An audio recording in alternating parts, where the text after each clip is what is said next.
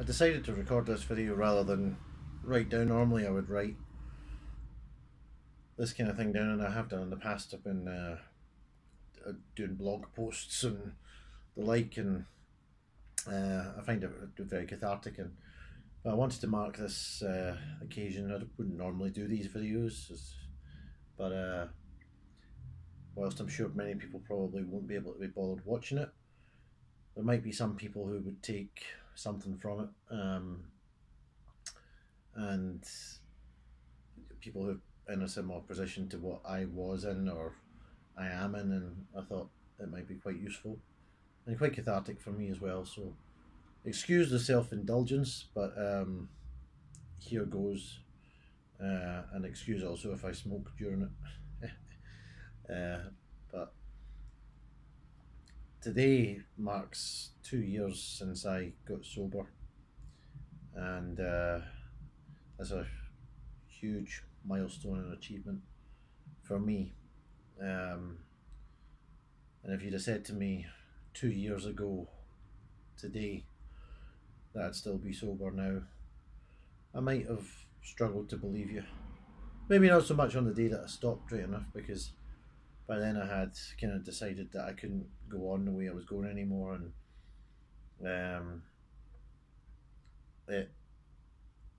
I had relatively strong confidence that, yeah, I meant what I said and that I was going to stop. But a week before now, on the, I don't know, say the 5th of December 2015, I might not have believed that 2 years down the line, I might not even have believed I was going to have stopped the following week. Never mind,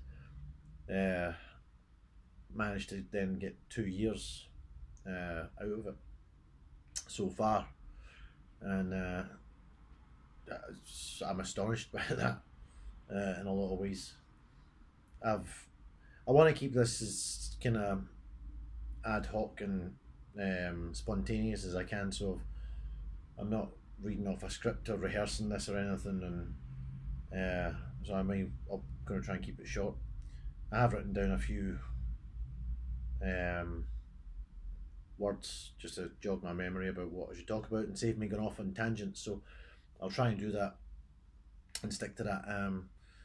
And it basically is kind of, I just wanted to do what I would normally do at Alcoholics Anonymous, which is to share my story, and what they refer to in Alcoholics Anonymous as strength and hope. So we'll start off by saying I'm David and I'm an alcoholic, and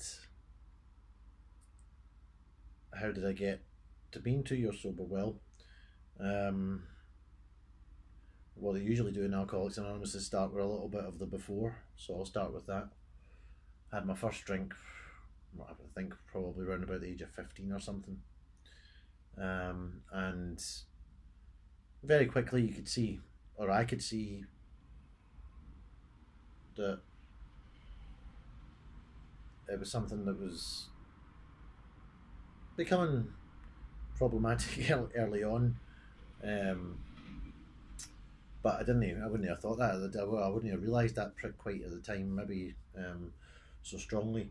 But I mean, the signs were there for other folks, certainly, I think, from a very early time, because right away it was giving me, it gave me a freedom to be myself, or as I saw it, be myself, to come out of my skin and to party and to enjoy myself and socialise easily and get over any fears and anxieties.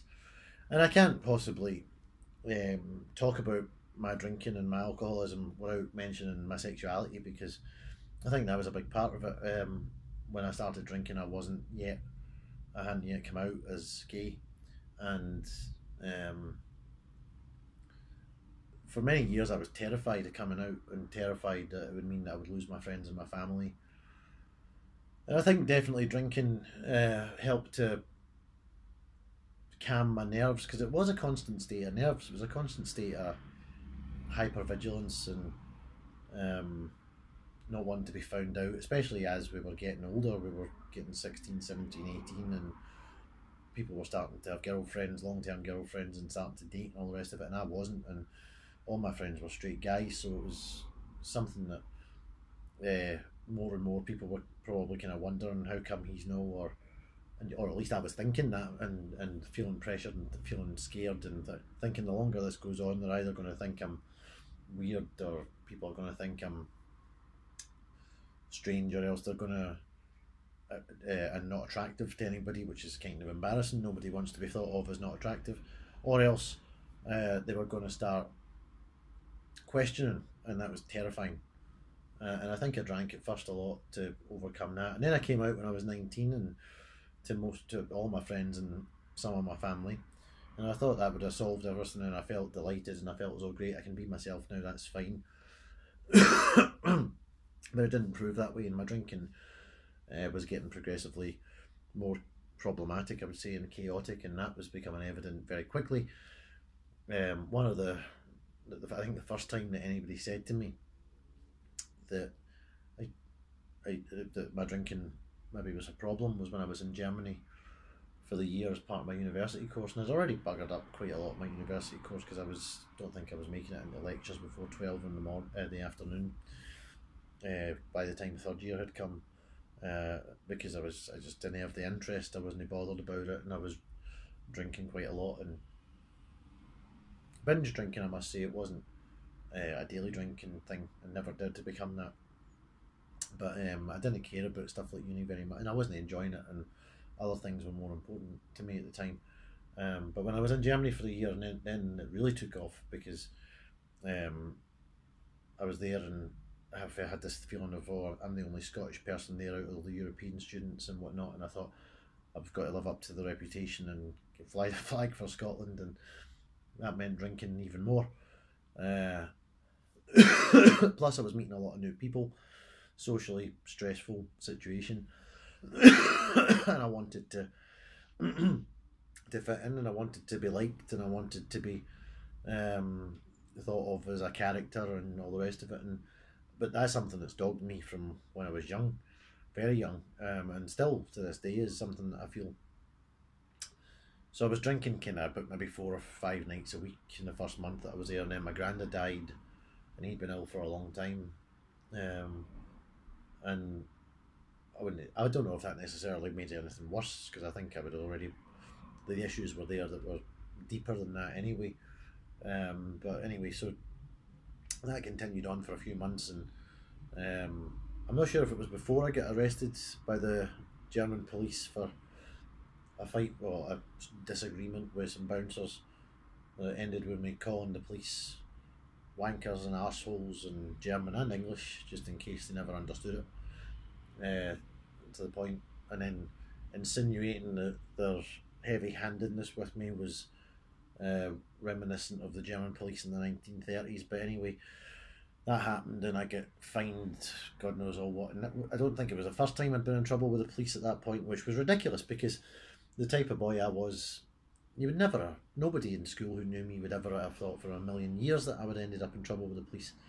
First time I ever got a punishment exercise in school, it was a shock to the whole class. They couldn't believe it. There was almost an audible intake of breath when it happened. So, I mean, you could see that something was amiss here, and you could name any other number of occasions where I'd passed out, and I remember one time passing out in a friend's garage, throwing up next to myself, and I was after having done so in the garden, and got any number of occasions like that, arguments with friends, and in fact even the year before, actually, in holiday in Gran Canaria, Jesus, that was an absolute disaster. We had a crush on a friend that I couldn't handle, and it came out as anger, as my drinking often did. And a lot of it was to do with anger. I think that anger that the world wasn't the way I wanted it to be, and resentful of that. And my temper was dreadful, and I would, the outbursts I would have, and the change in personality was quite scary.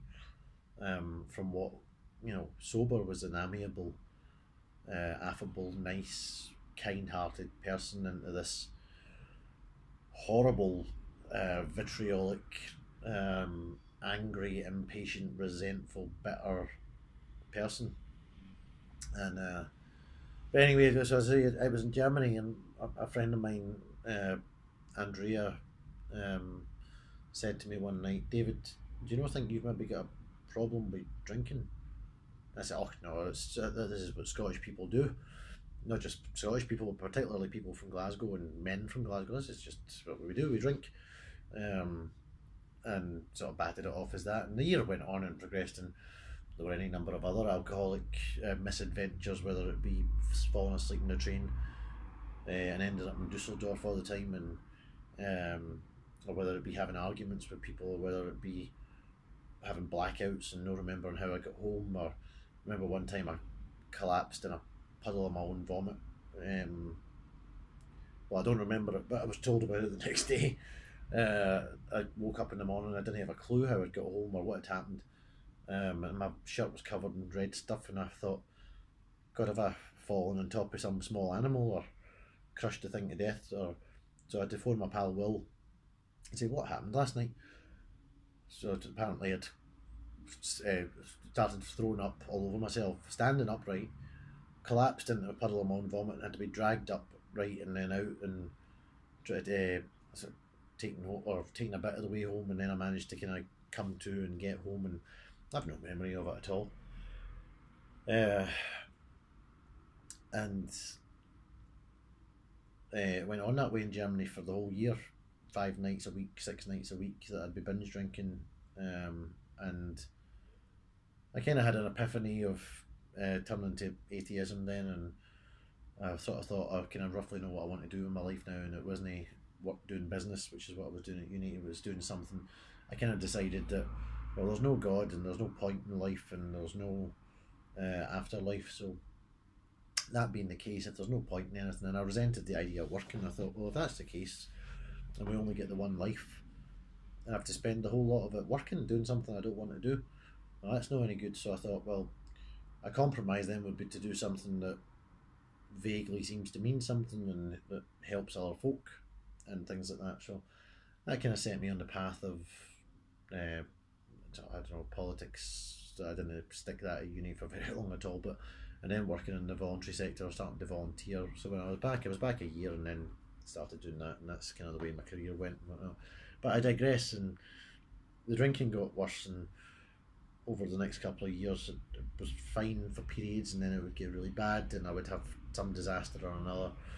Met people and started going out in the gay scene more, and I started volunteering for a gay men's charity, and there were umpteen different other crushes on different guys. Sometimes they were, most of the time they were straight guys, and sometimes they were bi or gay, but very rarely. And but one thing they all had in common was that none of them were interested, and I resented that, and it made me angry, and even the ones that were straight, it made me angry because I thought, this isn't fair. The world's not the way I want it, and what I couldn't reconcile that, and we'll fast forward to 2011, because there was 2 really bad years with drinking. Awful. I mean, there was disasters and ridiculous occasions and outbursts and temper tantrums and God knows all what. I could go on for hours, but late in 2011, I'd met these great pals through a call centre I worked in, and 2 in particular that were interested in maybe getting a flat together, and I had a massive crush on one of them, and they were both straight, and so we moved in together, which was a ridiculous idea. I knew it was a part of me, or somewhere in the back of my brain, I knew it was a ridiculous idea and I shouldn't be doing it. And but I did it anyway. I thought, well, I can handle it; it'll be fine. But very quickly, it was not fine. The drinking got worse. Drugs started coming into it as well. My mental health became dreadful. That I was phoning my mum up and crying down the phone about how I felt, and I was having more and more temper tantrums and outbursts. Sometimes especially the guy who had a crush on my friend, and then having to apologise and feeling terrible, and that got progressively worse until eventually my behaviour was so awful that it meant having to move out the flat and not ever speaking to him again, or him not ever wanting to speak to me again. And that then and there should have been when I stopped drinking, but there was a lot of obviously quite deep-seated issues, and I couldn't, and the shame of how I'd behaved created a sort of vicious cycle where I needed drink then more than ever to maintain or to keep me, to escape from how I felt, basically. And the whole of the rest of 2012 then, the drinking was just awful, and how I didn't get a disciplinary in work that year was beyond me.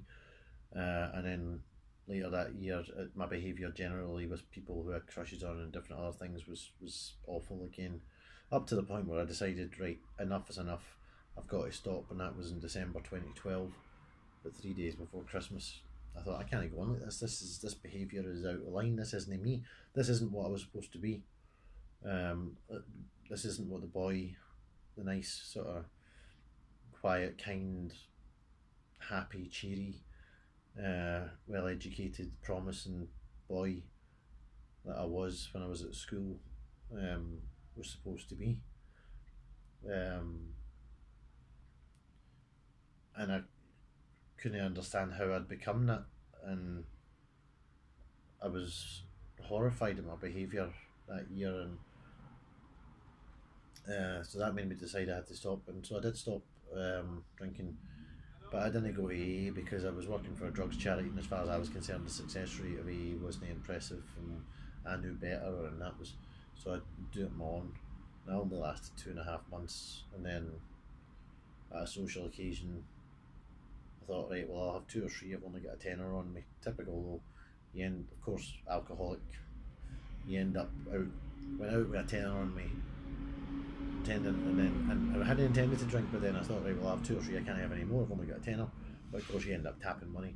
So with a tenner in my pocket that night, I ended up out from about 8 in the evening to about 5 o'clock the next night, drinking the entire way through, and missed a stand-up comedy show that I had on that 2 of my pals or 3 of my pals had come to see me at, and I wasn't there. They hadn't heard from me or anything. Letting people down again, and that was me. I got another 2 weeks where I didn't drink again, and said it was a lapse. And then I went, oh no, I can go back. It's not going to be that bad. I've had a bit of time sober. I kind of know what's what now. I'll be all right. And to be fair, it was kind of okay. 2013 and 2014. 2014 was actually a really good year, and yet when I look back, I've said this several times, I'm saying it was a really good year, but I had a disciplinary in my work for coming in and smelling a booze on several occasions, and I'm calling that a good year. How low of a bar do you want to set to call that a good year? That's not normal. You shouldn't be getting disciplinaries in your work, especially when you're working for a drugs charity. No respect, no care for responsibilities that I had, and that was the story across the board. I would tap money off folk and had no intention of paying it back, or I would, and that would include family or friends, and even if it could be said that some people were maybe plying me with money and drink for their own reasons, which definitely was the case in some cases, but nonetheless I was all too happy to take it and manipulate the situation to get what I wanted, which was to go out drinking. That was all that was important, and I didn't think of anything else or anybody else. And then 2015 came along, and things all seemed to be on the up. I mean, and yet again, I'm saying that, and yet the 3 months into 2015, almost a year to the day, just over a year to the day, I would have been probably sacked. I had another incident where I'd come into work stinking of drink, got another disciplinary, but also at the same time, about 2 weeks later, so I survived that one, got a pay rise and extended hours. So all of a sudden I'm rich, and I've got all this money, and I've somehow avoided getting sacked again, and so on we go. And I thought, oh, well, things are maybe all starting to pick up now, but yet again, I had a humongous, all-consuming, obsessive crush on a friend, and I couldn't handle it. And I have to say, I mean, I wasn't able to sleep at night. The first thing I thought of in the morning when I woke up was this guy, and then when I went to last thing before I went to bed, I thought about was this guy. I just wanted to be with him all the time. I wanted to see him. I wanted him to feel the same way about me. It drove me out of my mind. And of course, so then I was drinking more, and he happened to work in a pub, so then I was going into the pub because I wanted to see him. So I was sitting in the pub till all hours on a Monday night or Wednesday or whatever night it was of the week. So it wasn't just 2 or 3 times a week I was drinking, it was more than that. This, by the way, is another thing with the drinking I started that I wouldn't have done if I'd have been sober. Someone had offered me a cigarette when I was sober, I'd have told them to fuck off, are you stupid? But hopefully we'll get rid of that at some point before it kills me. But anyway, so, and then the drinking got worse and worse in the middle of 2015 because I couldn't cope with my feelings towards this guy. And my behaviour was becoming more erratic, and of course I was doing the usual where I was getting angry at him and setting expectations that were never going to be met and all the rest of it, and I couldn't see that at the time, and until the point where, again, July 27th I think it was, I came into work, most important work day of the year, I went the night before I was bored, and I decided I could go out for a pint or two, just and sit in the pub. It was ridiculous. I mean, you go out to the pub, not with someone, but just yourself, to sit in a pub, and you maybe see somebody you know, or you maybe don't. But I thought there was a gay bar, so you probably know somebody, and you sit and you'll just shoot the breeze, which I would never even consider doing now, because why would I go to a pub to sit with people that aren't really friends, and that they don't care about me particularly, I don't care about them. Bumped into a couple of pals on the way home by the back of midnight. If I'd have went home, I'd have been probably fine the next day.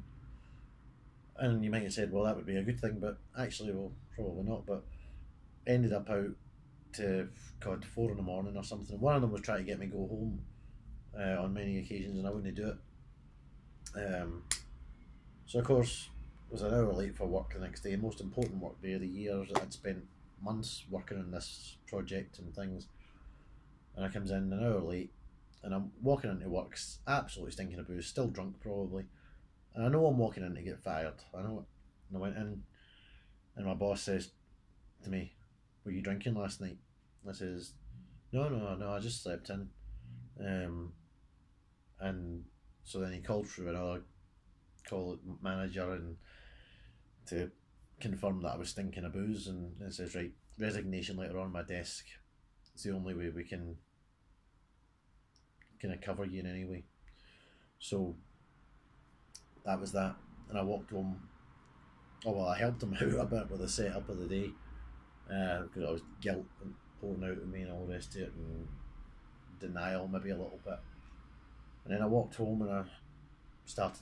They came in. My pal Casey was staying with me at the time. Says to him, "That's me get fired." And I had bought beers on the way home. It must only be about 10 in the morning by this point, or something, half 10 in the morning. Opened a beer and quite matter of fact about it. Oh well, I'll bounce back. And then of course it hit me, and I sat and started crying.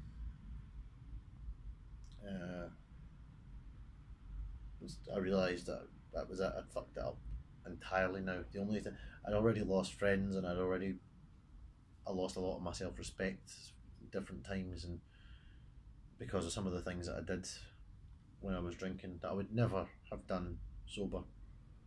And there were some things I did when I was sober, if you want to call it that, not on drink, but that I would have never have done if I was in my right mind, but I wasn't in my right mind. There was shame and guilt and all the rest of it, and I only managed to stay sober for a week after that, and then I started drinking again, and then that was, I think, 4 days in a row I drank, just every day, all day, didn't eat, didn't shower, nothing. Pals came round to see me, some wouldn't. And then that went on periodically, and I wasn't drinking every day because I couldn't afford to because I didn't have any money. But I was drinking off and on, and I'd convinced myself that no, it was the mental health problems, the anxiety and depression that was the issue, and if I could deal with that, well, it would be the drink would fall into line, and I could drink healthy, and I could drink careful. I could drink with impunity, as they say in AA. And then eventually it came to December, and things were getting worse and worse and worse. My health was going, physical health, as well as mental, and I was losing weight. I'd lost about 2 stone. I looked grey. My mum says to me once, "You look grey." I had a terrible bowel problem for about, God, it must have been about a month and a half. So that made me lose more weight. And as far as I'm concerned, I went to the doctor and they said there was no physical reason for it. So you can obviously only assume that it was anxiety, stress related. But no wonder it was stress related, because I knew I'd fucked my life up so badly. And then by this point, I was kind of so full of bitterness and rage and guilt and shame and all the rest of it, and I kind of was starting to think at that point I might need to stop. And then a friend of mine, Graham, phoned me one night. I'm trying to think what day it would have been. It would have been I think it would have been Sunday the 13th of December, I think. He phoned me. Oh no, it wasn't. It was Friday the 11th. Maybe. Anyway, not important. But anyway, so he says to me that he hadn't really been in touch because I was all over the place, and he didn't really see the point. And he'd said to me several times before about getting to AA and stopping drinking, that you need to stop. And he knew the guy who I'd moved into the flat with a few years back, where it all went horribly wrong because of my wildly unacceptable behaviour. And he says, look, we all basically sort of gave you a pass there of saying, fair enough, it's drink related behaviour, he wouldn't have done that sober, but you've no stopped, so it's kind of as if you don't care. And that really sort of sat with me, and I thought, and I'd considered that in the intervening years, but because I'd kind of had that excuse that I was making for myself, that it was the mental health that was the issue, not the drinking, which is a bit true, but the drink made things worse, and I had control over whether I did that or not. I don't have any control over the mental health side of things, but I've got control over the drinking. But when he actually said it to me directly, rather than me just thinking it or having it sitting in my head, that really sort of sat with me. And I remember saying to him as well, because obviously I'd stopped before and hadn't managed to stay stopped, and I says to him, it's going to be really hard. And he said, well, is it going to be any harder than what you're doing now? And I thought about that, and I thought, well, touche. It was a very good point, and kind of shot me down, and I kind of then made up my mind in the course of that phone call that I'm going to stop. I'd already been in that mindset anyway, but that was the final wee push. And I says, I'm going to go out on the Tuesday night, and that'll be my last night drinking. And he says, I don't think you should do that. And I says, well, I planned it, and that's what I'm going to do. And then I won't, and then that's me. And I'll go to AA after that. So maybe unnecessary and maybe not a good idea, but anyway, that's what I did. And there were no big disasters that night, although my behaviour again could be said to have been a wee bit loose and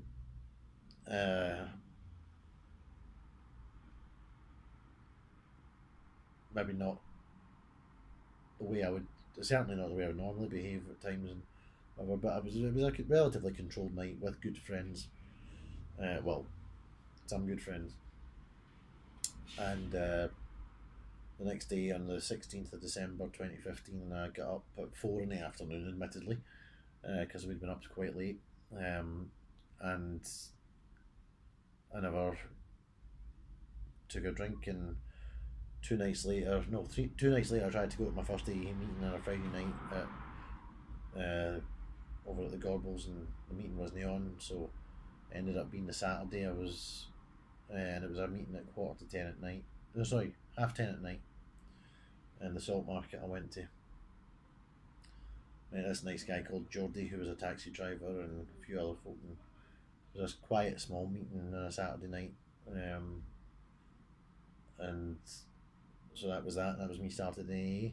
And this time I was determined that I was going to keep going to it, and I was just going to listen to what they said and take their advice for the most part, and not think that I knew better, because it obviously quite clearly been demonstrated that I didn't. And since then, since December the 6th, or since December the 15th, into the morning of December the 16th, 2015, I've never had a drink since. And in terms of how I've stayed sober, and I'm conscious that I don't want to go on for too much longer here. In terms of how I've stayed sober, there's many ways that I've stayed sober. Going to Alcoholics Anonymous has been one of the big contributors to it. I don't subscribe to the view that Alcoholics Anonymous got me sober, or that a higher power got me sober or anything like that. I got me sober, and I have kept me sober. But Alcoholics Anonymous has certainly supported that, and without it, I would have struggled, because there's been times where I've felt awful, or where I've had mental health issues flare up, or where circumstances out with my control, be that, I don't know, work circumstances, or be it the behaviour of others towards me, has caused me an awful lot of stress and anxiety. And without the support of Alcoholics Anonymous and the people in there who understand what I'm talking about and who get it, people that understand why something will drive you absolutely nuts, that might seem very small and trivial to normal folk, but to an alcoholic or a recovering alcoholic isn't small and trivial.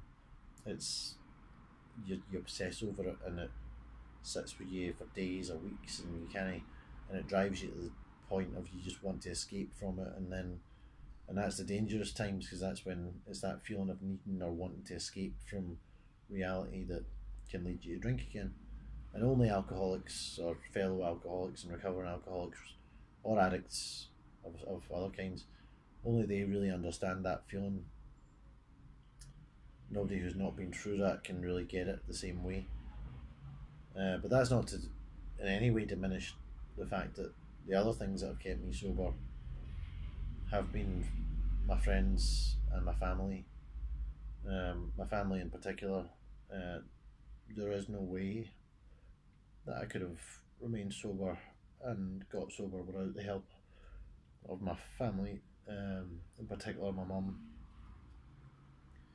and my grandparents, and my aunt, 2 grands, and sadly one of them died this year, in February, but she got to see me get sober, and I gave the eulogy at her funeral, which I probably wouldn't have been able to do if I was still drinking. And so I'm very pleased and very happy that she got to see me get better when I was really not well, because I know she worried about me an awful lot.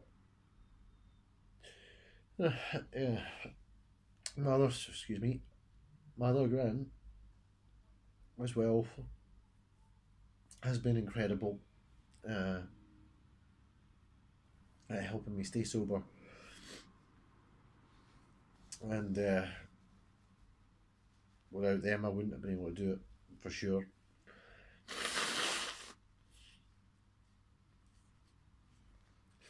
and without some very good friends who, some of them I had an awful lot of making up to do because my behaviour toward them had been very inconsiderate or bad.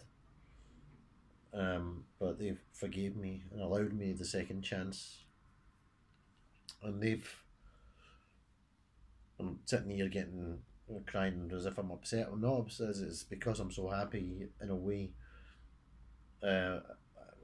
But also because I know the amount of hurt I caused to other people and the amount of worry that I caused to other people, and probably damage I caused to some people. But also, I'm very grateful to still be here, and I wouldn't be here without those friends and family. There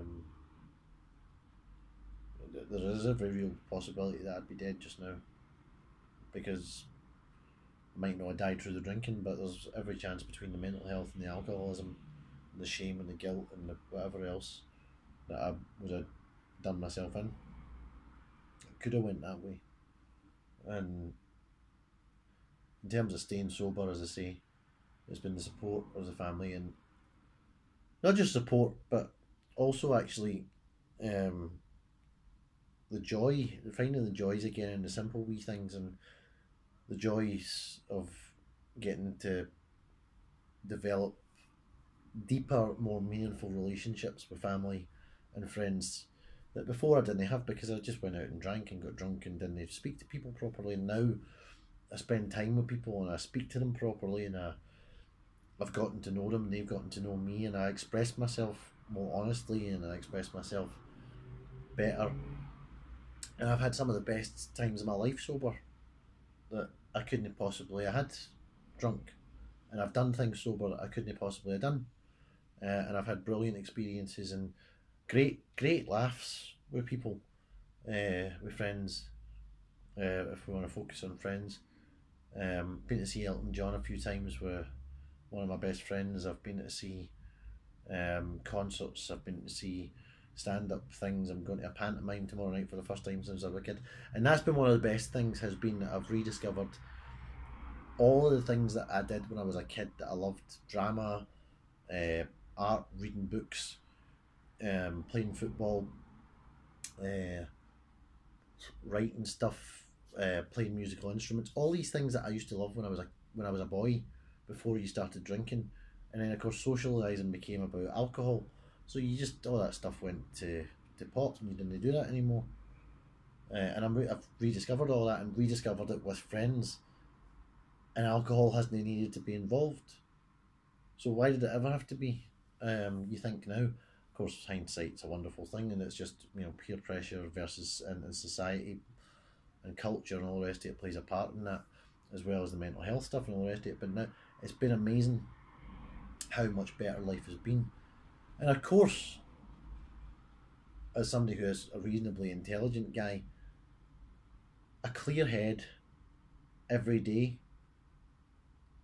with no alcohol and no hangovers has meant that my productivity has been off the scale in the last 2 years. So I'm delighted to say I've now got a job working with an alcohol charity, which obviously is brilliant, working on something that really means something to me. And I've recovered my career. I'm now in education again, and I'm developing that. I've read more books in the last 2 years than I probably read in the previous 6 or 7.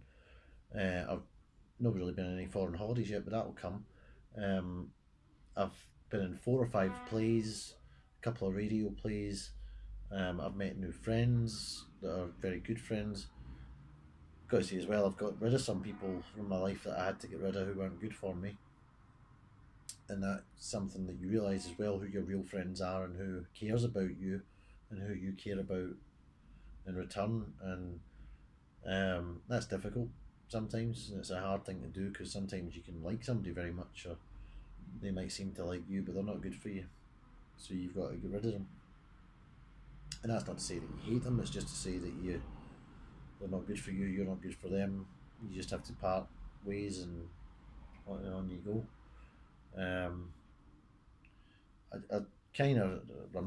rambling on here a wee bit, and I don't want to go on too much longer. So what I'll say just is that there are challenges, and the thing though is that when I was drinking, I would not be able to handle challenges in my life very well at times, and I'm still nuts on occasion. But AA is good for going and talking that out. I can talk to friends, as I say, I've developed the ability to speak to friends and family more openly and honestly, which means that I get to express my emotions in a more healthy way.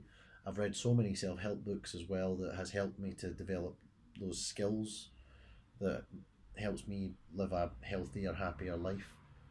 I use evidence in science where possible. I'm studying public health. I've worked in addictions field for a long time, so I know what I'm about with that, and that's been a great help. Um, and everything's kind of coming together now for the future. That means that I can have a good life, and if I'm healthy and happy, then I've got the capability and the love in me to be able to support other people and help other people and make other people happy, which I couldn't do when I was a drinker because I was so selfish. I only cared about me. And and I still that is the case when you suffer from mental health illnesses, you tend to go within yourself a bit and you tend to become more selfish, and well, that's just one of the symptoms of it. But if you add drink to that, then it makes it 100 times worse. And one of the best things in AA that I've learned is that acceptance of things, the serenity prayer, which is God grant me the serenity to accept the things I cannot change, the courage to change the things I can, and the wisdom to know the difference. That has been one of the best things that I've ever learned in it, because life doesn't go the way you want it to all the time, and that can make you angry and it can make you resentful and whatnot, but you have to learn to accept it. That's just the way the world is. It's not designed, it's not built around you. You're not the centre of the universe. And I think alcoholics in particular have that thing where they never get over that childhood thing, where all children feel that they are the centre of the universe and everything revolves around them and everybody. So it's realising that that's not the case. But as I say, I mean, the things that made me drink and made me behave in the way that I did sometimes are still there. And the insanity can still be there sometimes, but now I'm sober, I can approach it with a clear head, and I've developed skills of communicating and expressing myself in ways that are healthy, so that if I am going a bit nuts for one reason or another, I can deal with that better. I always say now, if you're sober, you've got a chance. There's a chance that you'll be alright. Good chance you'll be alright. If you drink, there's no chance. There's nothing for you in that. And it was on the sort of subject of life not being fair. It was something that Anthony Hopkins said. He's an ex-alcoholic or a recovering alcoholic.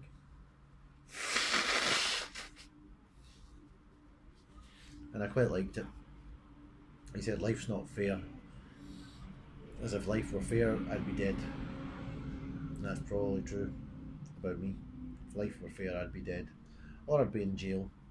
And there is a saying that it's in the big book of Alcoholics Anonymous that alcoholics either get sobered up, locked up, or covered up. Now, I don't take it for granted that at some point in the future that I might not end up with something in my past coming back to bite me, something from the drinking years. I hope not, because I hope that people realise how serious I take my sobriety now, and not just my sobriety for my benefit, but how serious I take what I did wrong to people. And that thing that my pal Graham said to me really did stick with me and made me think I've got a responsibility to other people that I hurt to stay sober and to try as best I possibly can to be a better person. I'm never going to be perfect. Sometimes I might sound as though I think I am, although everybody can do that up to a point. But I think recovering alcoholics or recovering addicts can sometimes be worse for it than others, because we can get into the dangerous habit of lecturing people or judging people who are still doing whatever and blah blah blah. But speaking clearly now, and free of any of that high emotion that you can, and getting on your moral high horse, I don't think that I'm perfect.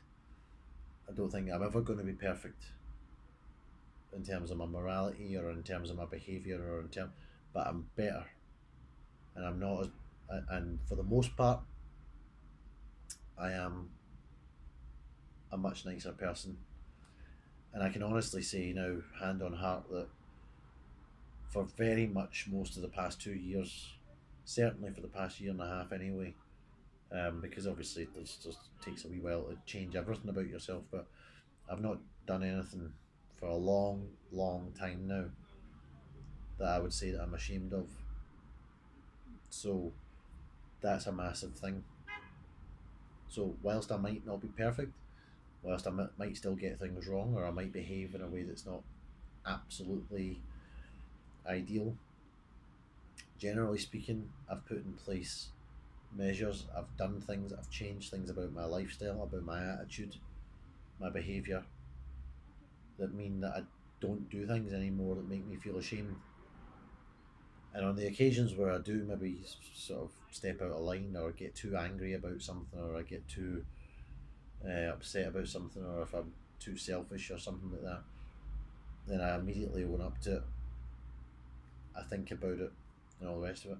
One of the best things I read as well, I mean, I've read a lot of self-help books, but one of the best books I read was one that was philosophy, and it was Epicurus, who said that to live a good life you need friendship, freedom, and an analysed life.